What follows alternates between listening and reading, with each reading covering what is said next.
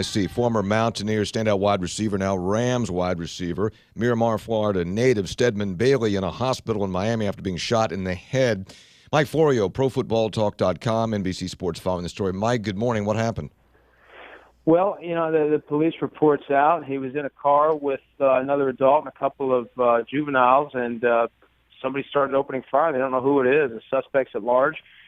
Stedman was struck twice in the head and critical but stable condition. Surgery was set for this morning, and just a shocker. And people are like, well, why was he in Miami during the week? Shouldn't he be with the team? He's currently on a 4-game suspension for violating the league's substance abuse policy. That's why he wasn't with the team. I saw one report, Mike, that the other individual who was in the car, the other adult, was his cousin, who was also gravely injured. Did you see that?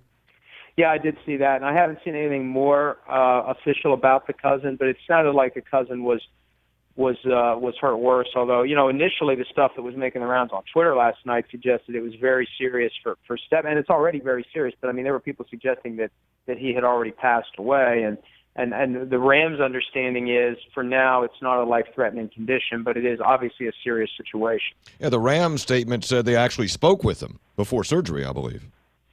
Yeah, well, you got a lot to get through before he's completely out of the woods on this, and very fortunate at this point. Although, considering what the alternative could have been, but a tragedy for him and for his cousin and for anybody who was in that car witnessing that kind of an incident. Mike Florio, ProFootballTalk.com and NBC Sports. Let's go back to the suspension. What do we know about the suspension of which I think came out a couple weeks ago?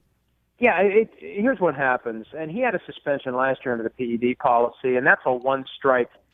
There's a long list of banned substances that are considered to be performance enhancers, and if you test positive one time, you get a 4-game suspension. Under the substance abuse policy, and that's where this suspension came from, you've got to violate it multiple times, and typically for NFL players, it's a marijuana situation. And the reality is a lot of guys in the NFL smoke marijuana. Now, unless you're in the substance abuse program, you only get tested once per year.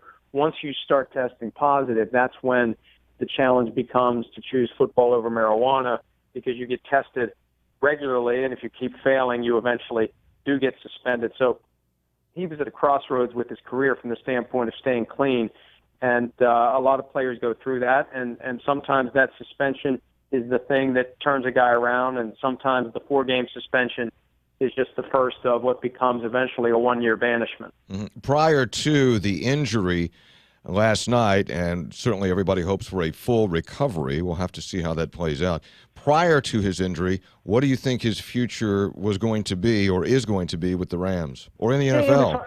It was hard to tell. I mean, he really hadn't lived up to the expectation, and I recall hearing that when the Rams came to town to work out Tavon Austin a few years ago, Stedman was there as well, and the quarterback they brought with them was blown away by Stedman and the way he ran his routes and the way he caught the ball, and it just hasn't translated yet. And one of the reasons it possibly hasn't translated is the Rams have had not very good quarterback play over the last few years, and sometimes it takes a confident quarterback to get the most out of a receiver, and we've just seen Tavon finally start to come on this year. So I still think that the jury was out on how good of a player Stedman was going to be at the NFL level, and obviously now this complicates it, and like you said, we hope he has a full recovery, and we hope he's able to return to the field as soon as possible. Mike Florio, ProFootballTalk.com, NBC Sports. Mike, thanks for coming on short notice. We appreciate it and hope you have a good and blessed Thanksgiving. Thank you very much. All right, you too, buddy. All right, man.